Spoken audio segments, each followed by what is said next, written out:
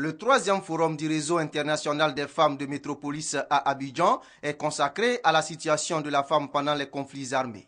La violence que malheureusement beaucoup de femmes souffrent. Cette violence est augmentée pendant les conflits armés parce qu'il ne faut jamais oublier que 70% des victimes civiles de guerre sont des femmes et sont des enfants. Alors que faire? Agir seul dans son coin, ça n'est pas suffisant. Il nous faut une mobilisation internationale. Il nous faut une législation internationale.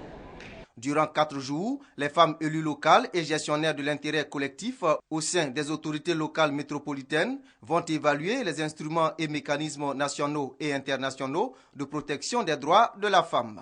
En sa qualité de premier vice-président mondial de Métropolis, association regroupant les leaders d'opinion et dirigeants de grandes métropoles, le gouverneur du district d'Abidjan, Robert Begré-Mambé, a dit le soutien de l'association aux femmes. Et quand le Premier ministre Daniel Kablan-Duncan prend la parole, c'est pour dénoncer les violences faites aux femmes et encourager les femmes leaders qui œuvrent pour la promotion de la paix à travers le monde. Au nom du président de la République Alassane Ouattara, Daniel Kablan-Duncan a dit la volonté du gouvernement à soutenir les actions en faveur de l'amélioration des droits de la femme en Côte d'Ivoire.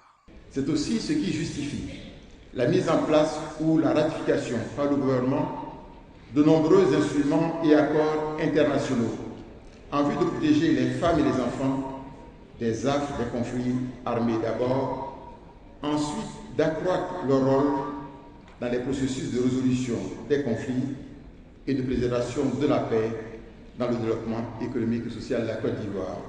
En marge des travaux en atelier, d'autres rencontres sont prévues entre le réseau des femmes élues et des organismes internationaux pour parler de développement.